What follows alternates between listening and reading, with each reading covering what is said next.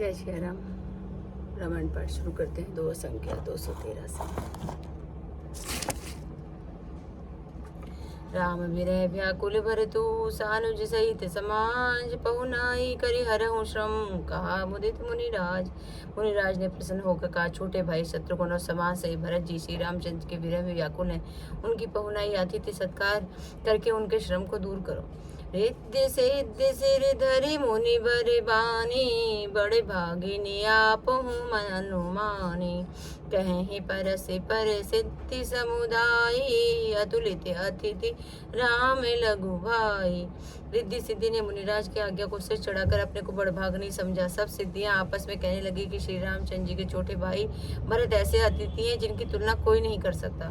मुनि पद बंदी करिए सो आजू सोई सुखी सब राज समाजू।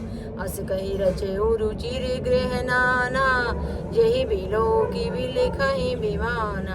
अतः मुनि की चरणों की वंदना करके आज वही करना चाहिए जिससे सारा राज समाज सुखी हो। ऐसा कहकर उन्होंने बहुत सुंदर बाग बनाए जिन्हें देखकर विमान भी लगते हैं, लज्जा जाते हैं। भोग विभूति भूरी भरी राखे देखते जिन्हि अमरे अभिलाष। दासी दासी साजू सब लीने जोगवत रही मन ही मनुदीन। उन घरों में बहुत से भोग इंद्रियों के विषय और ऐश्वर्य ठाट बाट का सामान भरकर रख दिया जिन्हें देखकर देवता भी ललचा गए। दासी दास सब प्रकार की सामग्री लिए हुए मन लगाकर उनके मनों को देखते हुए अर्थात उनके मन की रुचि के अनुसार करते रहते हैं। सब समाजु सजी सिद्धि पल माही जे सुख सुरपुर सपने हुनाई। प्रथम ही बास दिए सबके ही सुंदर सुखद जथा रुचि जे ही। जो सुख के समान स्वर्ग में भी स्वप्न में भी और ऐसे सब समान सिद्धियों ने पल भर में सजा दिए। पहले तो उन्होंने सब किसी को जिसकी जैसी रुचि थी वैसे ही सुंदर सुखदायक निवास स्थान दिए। बहुरी सपरि जन भरत कहूँ ऋषि अस आयुष दीन विधि विस्मय दायक विभव मुनिवर तब बलकीन।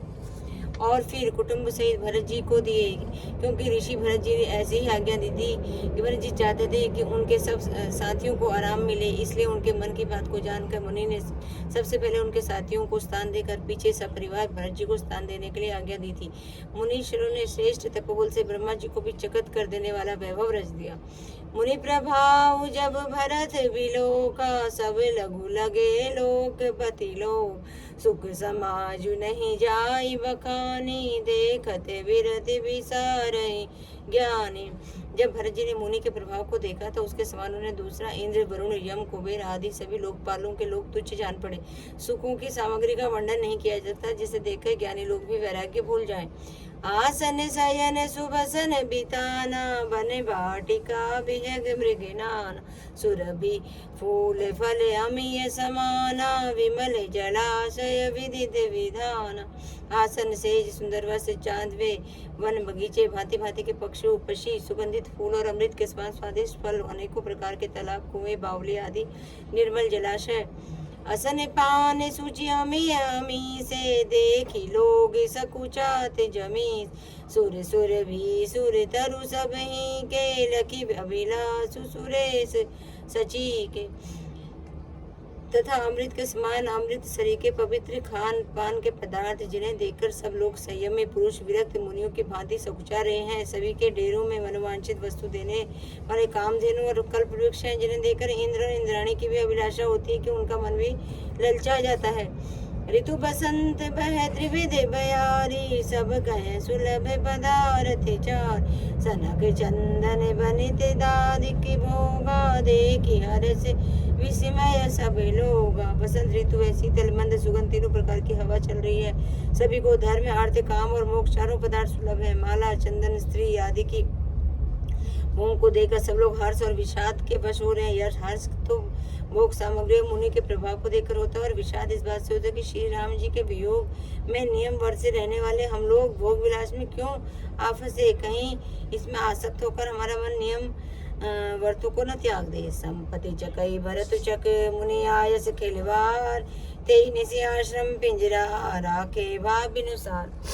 संपत्ति भोग विलास सामग्री चकवी है और भरत जी चकवा है। और मुनि जो आज्ञा खेल रहे हैं, जिससे उस रात को आश्रम में के पिंजरों में दोनों ओर बंद कर दिया है। ऐसे ही सवेरा हो गया। जैसे किसी बहेलिया के द्वार में एक पिंजड़े में रखे जाने पर भी चकवा चकवी रात को संयोग नहीं होता, वैसे ही भारद्वाज की आज्ञा से रात भर भोग सामग्रियों के साथ रहने पर भी भरत जी का मन उनका स्पर्श तक नहीं किया।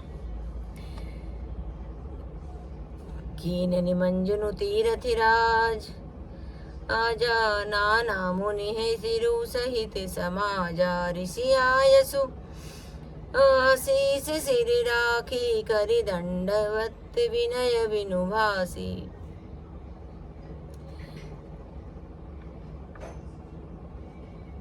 आज का यहीं पे कर देते हैं।